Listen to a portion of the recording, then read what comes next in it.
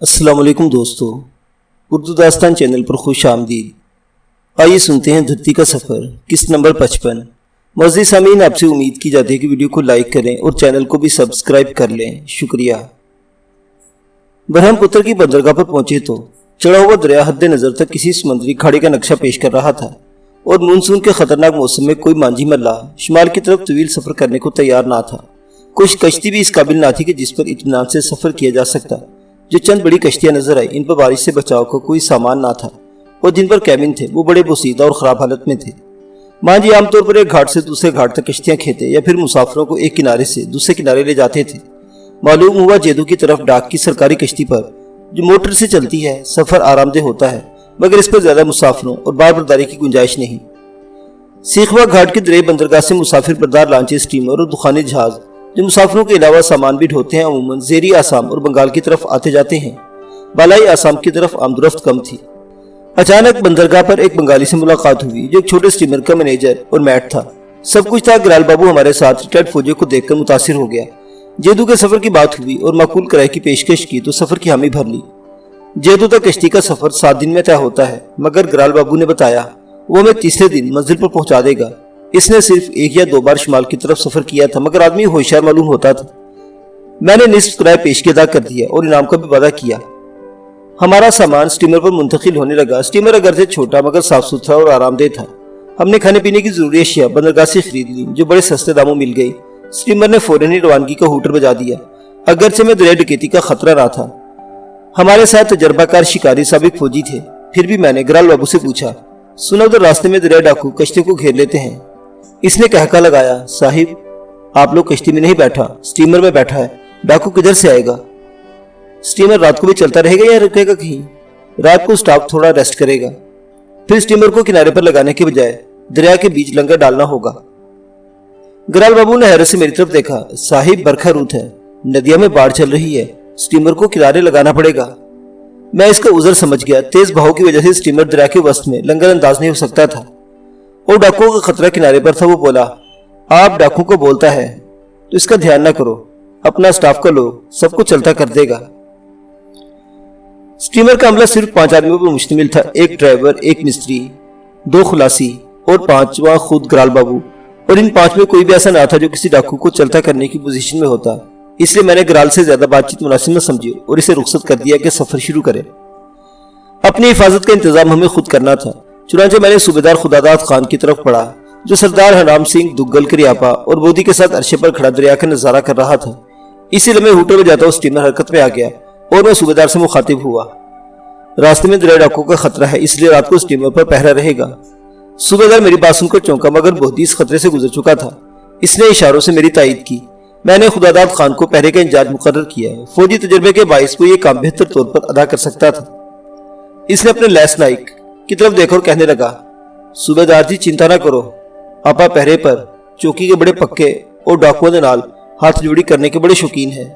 ओए हरनाम सिंह, हमने डाकुओं से कोई दंगल तो नहीं करना, फिर भी चिंता ना करो, हरनाम सिंह इनकी दौड़ लगवा देगा जिस तरह आपा ने जंग में जर्मनों की दौड़ लगवा दी थी। फिर वो मुझसे कहने लगा, साहिब जी तुसी तो बिल्कुल निश्चित हो जाओ, आपा डाकुओं नाल आपे निबड़ लवांगे। मैंने कोई झगड़ा और हंगामा मुनासिब नहीं जाना। बस रात को होशियार रहने की जरूरत है। अगर किसी को स्टीमर की तरफ आते देखो तो हवाई फायर कर देना काफी होगा। डाकू ये समझकर भाग जाएंगे कि हमारे पास असला है।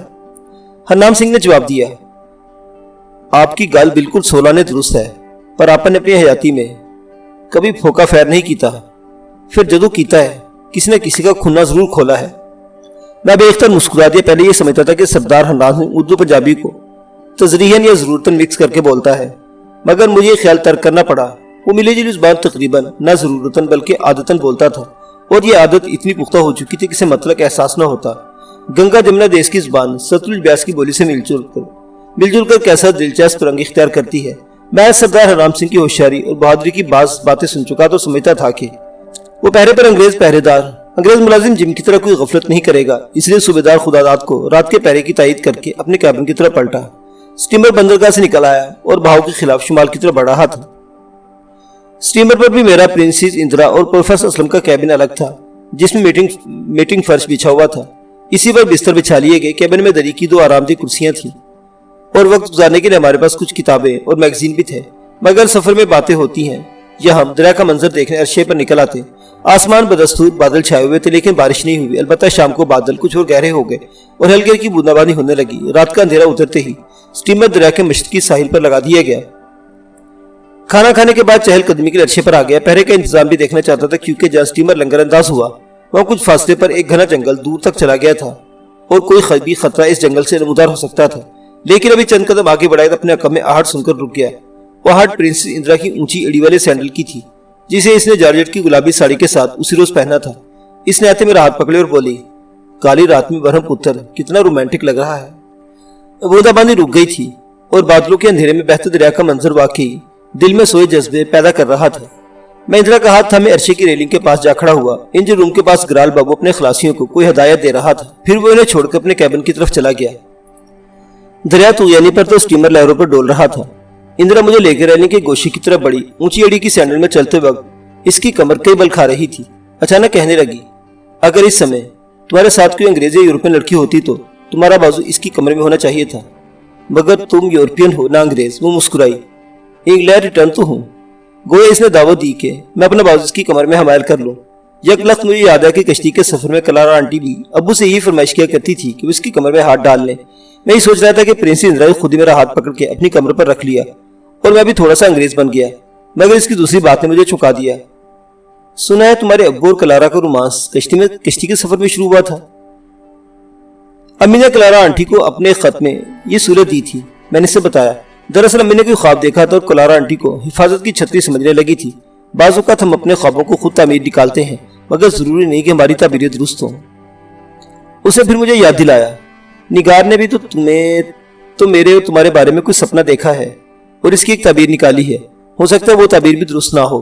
نگار کا خواب بھی بڑا انوکھا ہے، بالکل الف لیلا کی کہانی، مگر مجھے وہ کہانی اچھی لگی۔ نگار امی کا خواب انوکھا ضرور ہے، مگر وہ کہانی حقیقت معلوم ہوتی ہے کیونکہ وہی سپنا میں نے بھی دیکھا ہے۔ پرنسس اندرا حیران سی ہوئی اور میرے ساتھ آ لگی۔ تم نے کیا دیکھا ہے؟ میں بتانے لگا۔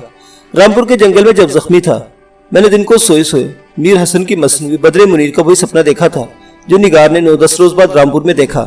اس خواب میں سفر کے علاوہ چھپرکٹ کا منظر بڑا اہم تھا جس پر تم مجھے لے جاتی ہو، کیونکہ بدر منیر کے روپ میں تم ہی میرے ساتھ تھی۔ پھر تم تالی بجاتی ہو تو وہ دو جن ہماری خدمت کے لیے نمودار ہوتے ہیں اور تمہاری باندھی مجھے جام پیش کرتی ہے۔ میں نے اپنا خواب دہرایا اور بتایا، جب میں نے خواب سے جاگا تو سوریا بھاگی بھاگی میرے پاس آئی تھی کہ تم جنگل سے 2 نیپالی مزدوروں دیگر اور کریاپوں کو ساتھ لے کر آئی جنہوں نے 15 برس پہلے ابو کو تبت کی دور افتادہ وحشی علاقے میں دیکھا تھا۔ اس وقت مجھے وہ 2 جن یاد آ گئے جنہیں تم نے خواب میں میری خدمت کے لیے طلب کیا تھا۔ وہ بڑی توجہ سے میرا خواب سنتی رہی اور اس بات پر تصویر حیرت بن گئی کہ میں نے اور نگار نے ایک ہی خواب چند دن کے وقفے سے دیکھا۔ واقعی عجیب بات تھی اور میں خود بھی اس اتفاق یا قدرت کی حکمت پر بڑا حیران ہوا تھا، مگر پرنس اندرا نے اس پر انکشاف کچھ زیادہ ہی گہرا اثر ہوا کیونکہ اس کی کمر کے گیل میرا بازو اس کے جسم میں دوڑتی ہوئی سنسنی کی لہر محسوس کر رہا تھا۔ اسی کے ایفن میں کہنے لگی، یہ سپنا مجھے سچا لگتا ہے، اس کی تعبیر بھی سچی ہوگی۔ پھر یک لخت میری طرف گھوم گئی، چہرہ بہ چہرہ ہو کر دونوں کلائیاں میرے گردن پر پروئی اور بڑے جذباتی لہجے میں بولی، اب تو میرے من میں سفر کی لگن بڑھ گئی ہے۔ وہ کیوں؟ وہ مسکرائی، میں اس سپنے میں تمہیں چھپرکٹ پر جو لے جاتی ہوں۔ پھر کیا ہوا؟ جانتے نہیں چھپرکٹ کس لیے ہوتا ہے؟ میں نے اس کے جذبات میں چل محسوس کر توجہ دلائی۔ معلوم ہوتا تم نے میرا خواب دھیان سے نہیں سنا۔ پورے دھیان سے سنا ہے۔ خواب میں باندھی جو مجھے جام دے رہی تھی اس کے ہاتھ سے گر کر ٹوٹ گیا تھا۔ اس کا مطلب ہے تمہارے ساتھ ہنی مون نہیں ہوگا، مگر میں باندھی کو دوسرا جام بھرنے کا حکم دیتی ہوں، اس کا مطلب ہے ہنی مون ہوگا۔ معلوم بھی خوابوں کی تعبیر کچھ اور ہوتی ہے۔ میں نے پہلو بچایا، نگار جانتی تھی چھپرکٹ کی تعبیر کیا ہوگی جب ہی اس نے تمہیں میرے سپرد کر دیا۔ میں اس کی معنی آفرینی پر کچھ پریشان سا ہو گیا۔ وہ نہیں جانتی تھی کہ نگار امی تو اپنی لاڈلی ادا کو میرے ساتھ منسوخ کر چکی تھی اور اس طرح میرے جملہ حقوق بحق ادا محفوظ ہو گئے تھے۔ مگر دلچسپ اور حیرت انگیز بات یہ تھی کہ جس طرح ابو کی رفیق سفر کلارا آنٹی مشرقی ایڈونچر کی شوقین اور کشتی کے سفر کو سنباد کا 7واں سفر قرار دیتی تھی، اسی طرح پرنس اندرا کو خطرات اور اسرار سے دلچسپی تھی، اور جیسے سفر کے دوران ہنی مون کلارا آنٹی کی زندگی کا مقصد بن گیا تھا، بالکل ویسے ہی یہ لفظ اپنے خوبصورت تصورات کے ساتھ اندرا کی دلچسپی کا محور بنتا جا رہا تھا۔ میں پہلے بھی بعض ایسی باتوں کا ذکر کرتا آیا ہوں جن سے میرے ابو یا پرنسس اندرا اور کلارا آنٹی کے حالات میں مشابہت پائی جاتی ہے، مگر ہنی مون کے ذکر نے تو ہمارے حالات میں مکمل مشابہت پیدا کر دی تھی، اور میں سوچ رہا تھا کہ وہ اتفاقات کتنے عجیب ہیں جو ہم دونوں کو پیش آ رہے ہیں۔ इंदिरा जैसी हसीन और पुरकशिश राजकुमारी के साथ हनीमून का तस्वुर बड़ा ही राहत अंगेज था। मर्द ऐसी खूबसूरत औरतों के लिए जान की बाजी लगा देते हैं, लेकिन मान इस ख्याल से लर्ज गया कि जब हमारे हालात में इतनी मुशाबत पाई जाती है तो क्या मेरा और इंदिरा का इंजाम भी वही होगा जो अब भी और करार आंटी का हो चुका।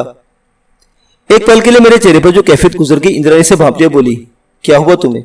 कुछ नहीं, मैं अपने भयानक ख्याल का जिक्र करके इसे खूबसूरत नहीं करना चाहता था। मेरे साथ हनीमून मनाने से क्यों घबराते हो?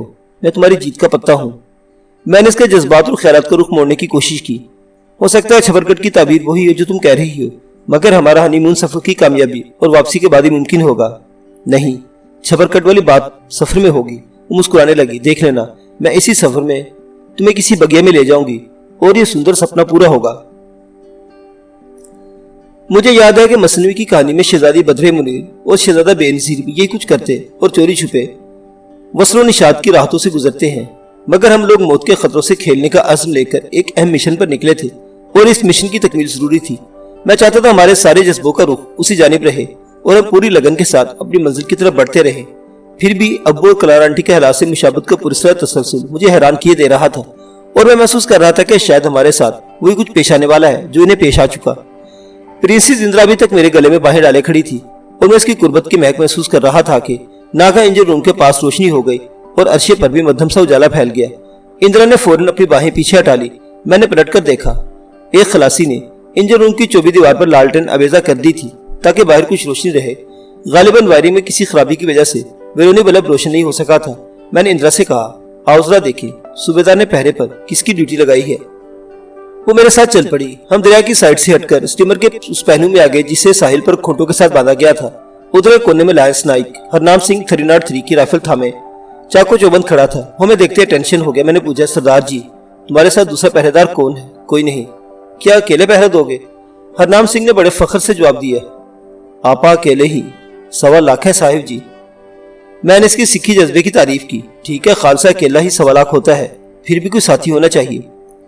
सूबेदार जी भी यही आख रहे थे कि एक पहरेदार होना चाहिए जिधर दरिया के पास से ध्यान रखे। हाँ, पहरा दोनों तरफ जरूरी है, पर साहिब जी दूसरे पास से दरिया वग रहा है। जिस किसी को आवना है वो कुंडे से आएगा और इस पास से आपा हुंदे कोई आगे नहीं लंघ सकता, ना कोई पीछे भेज सकता है। हो सकता है कोई आदमी दरिया में तैरकर स्टीमर के पीछे पहुंच जाए और ऊपर चढ़ाए। ब्रह्मपुत्र चढ़ दिया गला वेज है, कोई माइकलाल दरिया दिला नहीं आ सकता। फिर आपा उस पास से फेरा टोरा रखांगे। चढ़ दिया कल्ला का मुहावरा खालसा के लिए मशहूर है जब वो जोश की लहर में होता है, मगर सरदार हरनाम सिंह ने मुहावरा दरिया के इस्तेमाल करके जिद्दत पैदा की। वो सिखों के बाज अल्फाज बड़ी रवानी से बोल जाता था। जुबान की बेसाख्तगी और लहजे की सच्चाई इसकी सादगी और पुरकारी का पता देती थी। प्रिंसेस इंदिरा ने इसकी बातों में दिलचस्पी ले पूछा, ग्रेट वार में तुम किस महाज पर लड़ते थे? फ्रांस के महाज पर आपा ने अकेले ही पूरी जर्मन पलटन की दौड़ लगवा दी थी। वो कैसे? प्रिंसेस हैरान हुई। अकेला आदमी पूरी पलटन की दौड़ कैसे लगवा सकता है? हरनाम सिंह बताने लगा, जंग बड़े जोर पर थी। एक दिन 17 पंजाब रेजिमेंट का दुश्मन के साथ जबरदस्त इट खड़का लगा रहा और आपादी कंपनी ने एडवांस करके एक जर्मन मोर्चे पर कब्जा कर लिया जिसे दुश्मन खाली करके नस गया था। रात का वेला था। जवान थके टूटे मोर्चे में जाते ही लम्हे पड़ गए, पर सूबेदार ने अपनी ड्यूटी पहरे पर लगा दी थी। उस रात आसमान पर बड़े बूढ़े बदल थे और मैं अकेला ही राउंड पर था। आधी रात को हनेरे में क्या देखता हूँ कि जर्मन पलटन मोर्चे पर चढ़ी आ रही है। जर्मनों को यह पता नहीं था कि मोर्चे पर पंजाब के शेर कब्जा कर बैठे हैं और ये समझ कर आए थे कि मोर्चा खाली होगा। इनको देखते ही आपा ने वाहगुरु का नाम लेकर फायर खोल देता। पलटन डर के पीछे नस गई। सवेरे सूबेदार ने मीनू कंपनी कमांडर के आगे पेश किया तो पता लगा कि रात आपा ने एक बहुत बड़ा जर्मन अफसर फड़का देता था और जर्मन उस दिन लाज छाट के भाग गए थे, जिस पर कंपनी कमांडर ने आपा को लायंस नाइक बनाने की सिफारिश की थी। प्रिंसेस ने इसकी बहादुर मुस्तैदी की तारीफ की। इसका मतलब है तुम पहरा बड़ी होशियारी से देते हो। आपा शुरू से पहरे की चौकी के बड़े शौकीन है। अपने पिंड में भी कई बार ठीकरी पर पहरा देता है। रात को नींद नहीं आती तुम्हें? नहीं सरकार, रात का जागना आपा की आदत हो गई है, बस दिन को जरा अडिंग बडिंग हो लेता हूँ।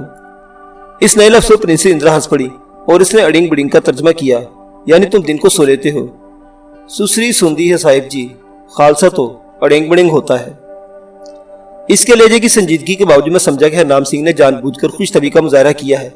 लेकिन जब हम कैबिन में आए और प्रोफेसर असलम से नए लफ्ज़ का जिक्र किया तो उन्होंने बताया कि अड़िंग बड़िंग होना खाली सिक्खी इस्तिलाह है। सो जानो मर जाना चूंकि एक बराबर समझा जाता है, इसलिए निहंग खालसे अमूमन सोने की जगह सिर्फ अड़िंग बड़िंग की इस तरह इस्तेमाल करते हैं।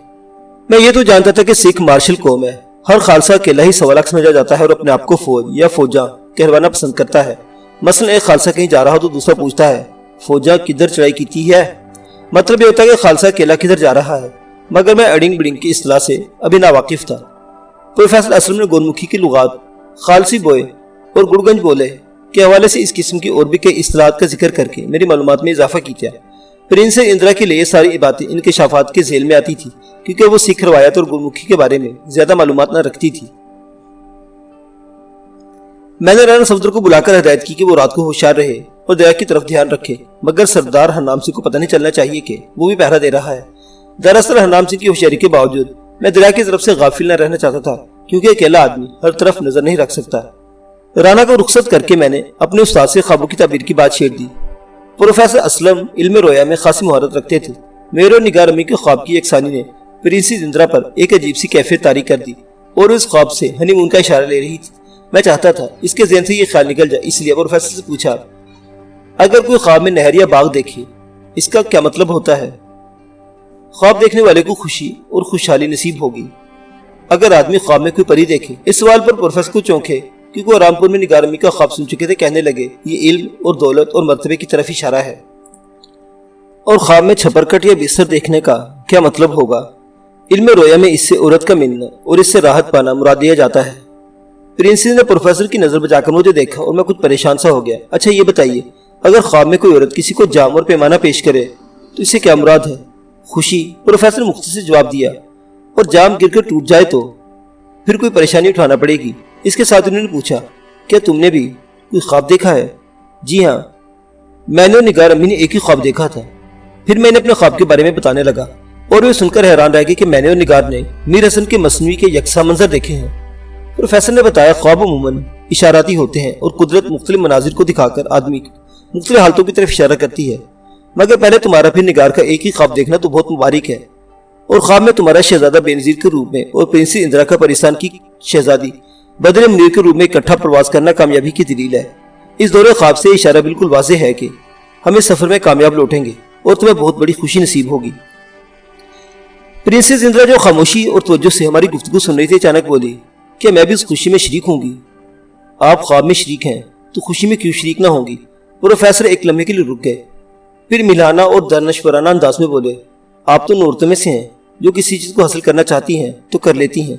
नाकामी का लफ्ज आपकी डिक्शनरी में नहीं, क्योंकि आम औरतें जो ख्वाब सोकर देखती हैं वह बेदारी में देख लेती हैं। यह कहकर उन्होंने जमाई ली और हमें शब बखैर कहकर चादर ओढ़ ली। दरअसल वो रात को जल्द सो जाने के आदी थे, मगर उस साथ देर तक बातों में उलझे रहे। इनके करवट बदलने के बाद भी मैं और प्रिंसेस इंदिरा चुप बैठे एक दूसरे को देखते रहे। प्रोफेसर ने कुछ ऐसी बातें कह दी थी जिन्हें सुनकर राजकुमारी की आंखों में चिराग जल उठे। मेरे दिल में खुशियों का मेला सा लग गया। हम कई लम्हे इस तरह बैठे रहे, फिर अपने अपने बिस्तर पर लेट गए और इंदिरा ने होले से सरगोशी की। तुम छपरकट का मतलब कुछ और समझते थे, मगर प्रोफेसर ने बताया कि इससे मुराद औरत का मिलाप है, यानी हनीमून। अब मैंने अपना खैर बदल दिया तो मेरी राहत और खुशी हो। इसकी आवाज बात की शिद्दत से कपकपाने लगी। मैं जानती थी तुम मान जाओगे।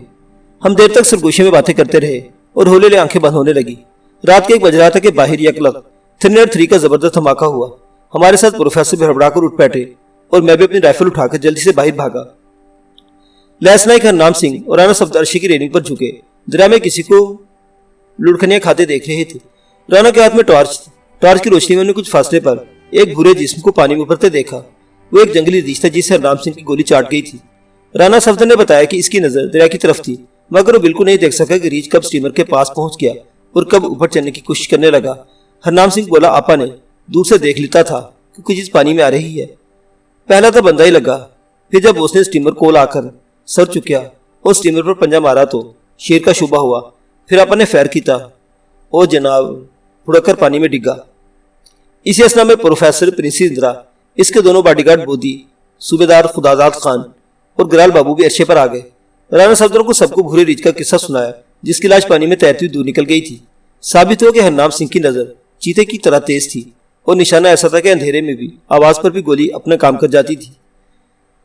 प्रिंसेस के बॉडीगार्ड रघु राय ने, जो जंग अजीम के दौरान राजपूताना रेजिमेंट में यूरोप के महाज पर था, سردار ہرنام سنگھ کی اس بیان کی تصدیق کی کہ اس نے ایک رات پہرا دیتے ہوئے جنرل پلٹن کو بھگا دیا اور ایک بریگیڈیئر کو ہلاک کر دیا تھا، جس پر اسے لیس نائک بنا دیا گیا۔ اس رات کوئی اور واقعہ پیش نہ آیا، البتہ رات کو پہرے چوکی کے لیے سردار ہرنام سنگھ کی مستقل ڈیوٹی لگا دی گئی۔ ہمارے پاس اس سے زیادہ چوکس ہوشیار اور اندھیرے میں بھی نشانہ پر گولی مارنے والا پہرے دار کوئی نہ تھا۔ تاہم صوبیدار کو یہ تاکید بھی کر دی کہ بودھی دگل اور کریاپا کو باری باری اس کے ساتھ پہرے میں شامل کرتا رہے، کیونکہ آسام سے نکل کر ہمیں جن راستوں پر سفر کرنا اور جن علاقوں سے گزرنا تھا وہ خطرے نسبتاً زیادہ تھے، اور پہرے کا یہ سلسلہ اس وقت تک قائم رہنا تھا جب تک اپنے مشن کی تکمیل کے بعد ہم مہذب دنیا میں لوٹ نہیں آتے۔ دوسرے روز گرال نے الگ صبح لنگر اٹھا دیا اور شمال کی طرف سفر شروع ہو گیا، مگر سفر کے ساتھ ہی بوندا باندی بھی شروع ہو گئی اور برہم پتر کے دونوں ساحلوں پر بارش میں بھیگتے مناظر کچھ اور خوبصورت نظر آنے لگے۔ دریا برہم پتر تبت کے برفانی پہاڑوں سے نکلتا اور تسانگ پو کے نام سے مغرب سے مشرق کی طرف ایک طویل مسافت طے کر کے برہم پتر کے نام سے آسام میں داخل ہوتا ہے، پھر شمال سے جنوب کی طرف بہتا ہوا سیخوا گھاٹ سے مغرب پر رخ کر لیتا ہے۔ بنگال میں داخل ہوتے ہی ایک بار پھر جنوب کی طرف بہنے لگتا ہے اور مشرقی بنگال کو سیراب کرتا ہوا خلیج بنگال میں جا گرتا ہے۔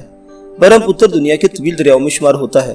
جو ہم اس کے بھاؤ کے خلاف جنوب سے شمال کی سمت بڑھے، اس کے کنارے پر آباد کھیت میدان جنگل بڑے دلکش منظر پیش کرتے ہیں، مگر جہاں پہاڑی سلسلہ شروع ہوتا ہے دریا کا پات کم ہو جاتا ہے، وہاں اس کے منظر بھی بدل جاتے ہیں۔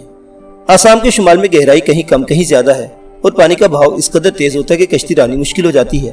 ہر جگہ اس کے ساحلوں پر قدرتی مناظر کی رنگا رنگی آدمی کو متاثر کرتی ہے۔ پرنسز اندرا کو وہ جگہ دیکھنے کا بڑا شوق تھا جہاں ابو کو کشتی کے سفر میں ہنومان کی جنتا سے واسطہ پڑا اور کلارا آنٹی نے بندروں کا نفسیاتی مطالعہ کیا تھا۔ میں نے بودھی سے کہہ دیا تھا کہ جب وہ مقام قریب آئے ہمیں اطلاع کر دے، چنانچہ اس کی اطلاع پر میں نے اندرا برساتیاں اڑ کر عرصے پر نکل آئے۔